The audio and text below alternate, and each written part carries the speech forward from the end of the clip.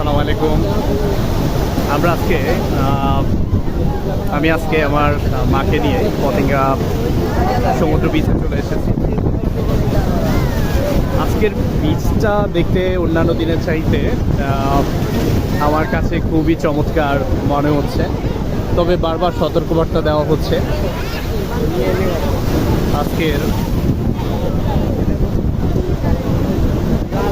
আজকের ঢেউগুলো খুবই ভয়ঙ্কর, তবে আজকে ঢেউগুলো খুব ভালো লাগছে। মাকে অনেকক্ষণ যাবৎ বললাম আপনি দাঁড়াই থাকেন, ওনার অনেকগুলো ভিডিও নিলাম, ছবি নিলাম, এবং উনি খালি পায়ে উপভোগ করলেন। ওনার ব্যাগ এবং জুতো আমি হাতে নিয়ে হাঁটছি, ওনাকে খালি পায়ে হাঁটার জন্য বলছি এবং আজকের এই মুহূর্তটি উপভোগ করার জন্যই।